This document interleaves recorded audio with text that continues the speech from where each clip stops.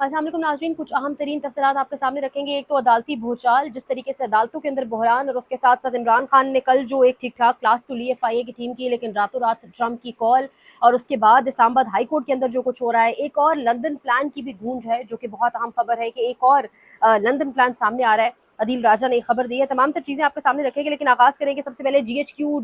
हमला केस में जो जेल ट्रायल था इमरान खान का, उसे ऑल ऑफ अ सडन ख़त्म कर दिया गया है। और इसके पीछे जो वजूहात, जो मुहर्रिकात बताए जा रहे हैं, वो है इमरान खान को एक कंप्लीट आइसोलेशन में डालना। क्योंकि जब जेल ट्रायल होता है,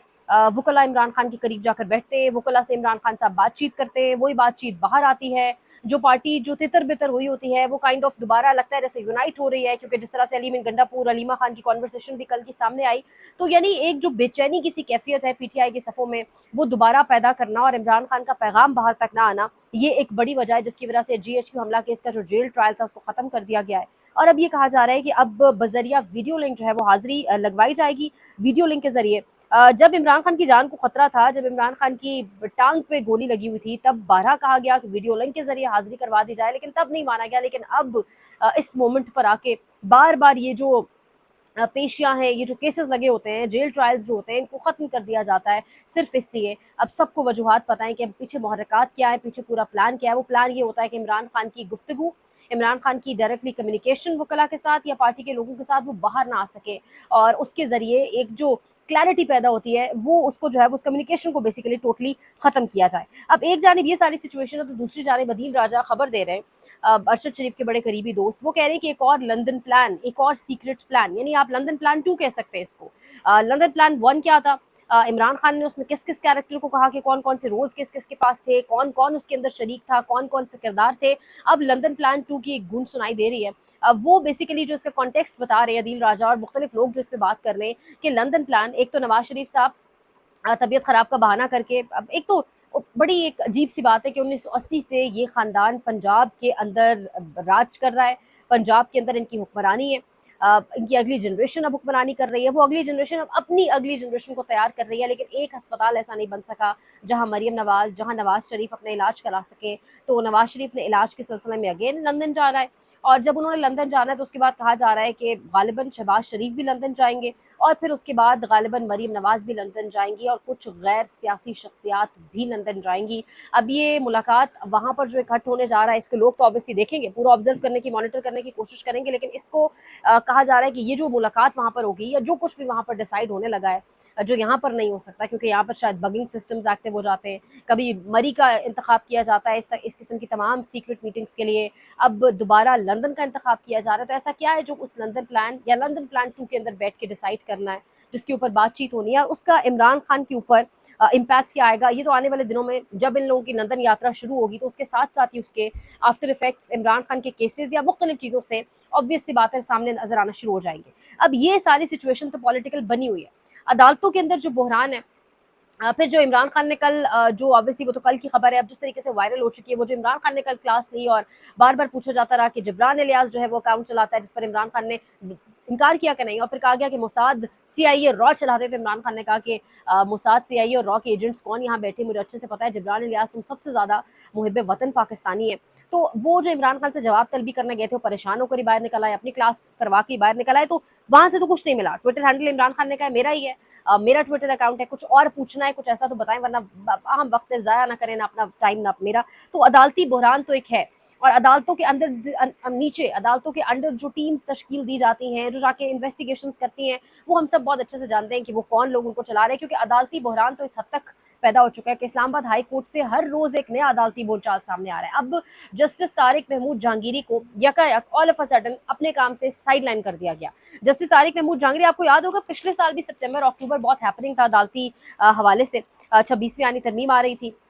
उसके साथ साथ इंपॉर्टेंटली काजी फारीसा को रिटेन करने का मामला था। पिछले साल ही सितंबर में जस्टिस तारिक महमूद जहांगीरी का जाली डिग्री स्कैंडल सामने आ गया। तो इस साल जस्टिस तारिक महमूद जहांगीरी, अच्छा ये हैं, इनको प्रो पीपल्स पार्टी जज भी कहा जाता है, पीपल्स पार्टी के दौर में इनकी जो है वो बहुत ज़्यादा तैनातियाँ वगैरह हुई हैं। तो लेकिन अब इन्होंने ऐसा कौन सा काम करने से इनकार किया, एक तो ये उन 6 जजेस में से एक थे जिन्होंने वो खत लिखा। उसके बाद जस्टिस तारिक महमूद जहांगीरी को जब कुछ करने को कहा गया, कोई ऑब्वियसली कोई टास्क दिए होंगे, जस्टिस तारिक महमूद जहांगीरी ने उनसे इनकार किया, तो अब उनको ये दिखाया गया कि देखिए ये हम कर सकते हैं, और आपको आपके काम से साइड लाइन कर दिया जाएगा। लेकिन समझ ये नहीं आता कि जस्टिस तारिक महमूद जहांगीरी को कल अपने काम से साइड पर कर दिया गया, कल उनका जो है वो उनसे बिल्कुल तमाम तर केसेस और हर चीज़ से उनको अलहदा कर दिया गया, लेकिन आज तहरीरी ऑर्डर सामने आ रहा है। तहरीरी ऑर्डर आने से एक दिन पहले ही उनको साइड लाइन कर दिया गया, और तहरीरी ऑर्डर जब आया, उस तहरीरी ऑर्डर के अंदर कोई आर्टिकल नहीं मेंशन, उस तहरीरी ऑर्डर के अंदर किसी किस्म की कोई कानूनी शिक या किसी किस्म का आप कह लें ऐसी कोई कानूनी बीच में एक जो एक नुक्ता है जिसको बेस बनाकर जस्टिस तारिक महमूद जहांगीरी को साइडलाइन किया गया हो, ऐसा कुछ भी उसमें मौजूद नहीं है। और जस्टिस तारिक महमूद जहांगीरी वाले मामले के अंदर एतराज़ात दूर करके नंबर लगाया जाए, ये भी कहा गया है, लेकिन एतराज़ात को दूर करके नंबर लगाने का भी वो जिस तरह से एक तमाम तर मामला खुलकर सामने आया, उससे लग ही नहीं रहा कि ऐसा कोई पैटर्न मौजूद है। और उसके साथ साथ जो अदालती मावन करार दिया गया इस तमाम तर मामले के अंदर, मुश्तरा साफ को करार दिया गया है, और उनके साथ साथ एक और बैरिस्टर जफर साहब है, उनको अदालती मावन करार दिया गया है, इनका भी नून लीग से ताल्लुक है। अशतर और साफ इस तमाम तर दौर के अंदर ये जो जबर का फस्तायत का दौर था, जब भी रहनुमाई चाहिए होती है अदालती किसी हवाले से, तो उनको टेलीविजन स्क्रीन्स पर मीडिया, हमारे मेन स्ट्रीम मीडिया पर लाकर बिठा दिया जाता है, तो वो किसकी ज़ुबान बोलते हैं ये हम सब जानते हैं। तो ये इस वक्त तमाम तर सिचुएशन है, लेकिन इसमें एक और बड़ा इंटरेस्टिंग पहलू है जो मैं अपने व्यूअर्स के साथ शेयर करूँ। ये जो जस्टिस तारिक जहांगीरी वाला मामला है, इसके अंदर भी दरख्वास्त गुजार वही शख्स है जो जस्टिस मज़ाहिर अली अकबर नकवी के खिलाफ जो शख्स दरख्वास्त गुजार था। 6 जजेस जिन्होंने ख़त लिखा, उनके खिलाफ जो शख्स दरख्वास्त गुजार था वही दरख्वास्त गुजार यहाँ पर है। इमरान खान के खिलाफ जब कातिलाना हमला हुआ, तो कातिलाना हमला करने वाला जो शख्स था उसका वकील भी यही दरख्वास्त गुजार था। तो ये तीनों चारों केसेस का अब लिंक और डॉट टू डॉट कनेक्ट करें, जोड़ें, इमरान खान के खिलाफ कातिलाना हमला, मज़ाहिर अली अकबर नकवी के खिलाफ जो दरख्वास्त गुजार था, और फिर 6 जजेस के खिलाफ, तो ये समझ आता है कि ये कौन तारिक महमूद जहांगीरी के खिलाफ इस वक्त ये मामला तमाम तर खोल रहा है। किसकी जो है वो एक दिली ख्वाहिश पूरी नहीं हो पा रही है, और अदालतों के अंदर जो एक बुनचाल, एक बहरान आ रहा है। दूसरी जानिब आप जितना तोड़ने की कोशिश कर रहे हैं इमरान खान को, ही स्टैंडिंग टॉल एंड फर्म, वो किसी भी बातों में नहीं आ रहा, किसी किस्म की कोई डील की तरफ मामला आपको जाता दिखाई नहीं दे रहा। तो फिर लंदन प्लान 2 की तरफ बढ़ा जा रहा है, वो अब क्या होगा। लेकिन उस सारी सिचुएशन के साथ, क्योंकि रीजनल पॉलिटिक्स को डिस्कस करना बहुत ज़रूरी है, क्योंकि आशीर्वाद इस पूरी की पूरे 2 नंबर निज़ाम को, हाइब्रिड निज़ाम को, जिस पर कॉमनवेल्थ की रिपोर्ट भी आ गई है, नहीं आई ऑब्वियसली, उसको छुपाया गया, यूरोप भी इस पर खामोश रहा, जो इदारे खुद को कहते हैं हम बड़े आज़ाद हैं, हम डेमोक्रेसी के लिए बोलते हैं, वो सब भी खामोश रहे। तो अब उसके बाद जब यूरोपीय मीडिया के अंदर भी ये डिस्कशन अब बड़ी खुलेआम हो रही है कि पाकिस्तान के अंदर जो हुकूमत है उसको कोई लेजिटिमेसी हासिल नहीं है, उस वक्त में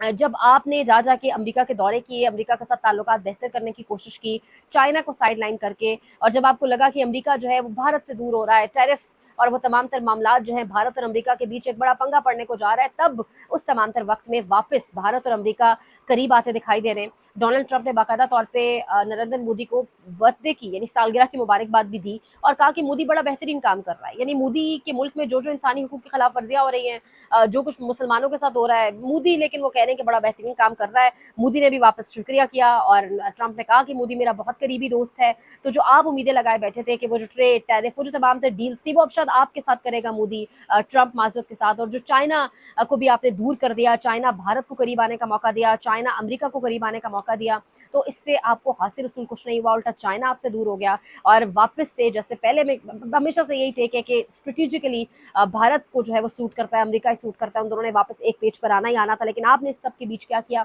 आपने रेयर अर्थ मिनरल्स उनके सामने रख दिए, आपने क्रिप्टो वाला मामला, तमाम तर चीज़ जो इलीगल है, जिस पे कानूनी तमाम तर ज़ाब्ते पूरे नहीं होते, आपने उस पर भी काम, क्रिप्टो वाले मामले भी आपसे शुरू करेंगे, रेयर अर्थ मिनरल्स का मामला भी आपने सामने रख दिया, नोबेल पीस प्राइज़ के लिए भी आपने नामजद किया, और उसके साथ साथ नामजद किया नेतन्याहू ने। तो आपने ये सब कुछ किया, लेकिन उसके बदले आपको कुछ नहीं मिला। ट्रंप और मोदी वापस एक पेज पर आ रहे हैं, ट्रंप और मोदी का जो वो एक रिलेशनशिप था वो वापस बहाल हो रहा है। पाकिस्तान को इस पूरे फेस से क्या मिला, ये एक ज़रूर एक अहम सवाल है जो किया जाना चाहिए। दूसरी जानिब सुप्रीम कोर्ट के अंदर रजिस्ट्रार सुप्रीम कोर्ट को हटाने के हवाले से भी कुछ खबरें चल रही हैं।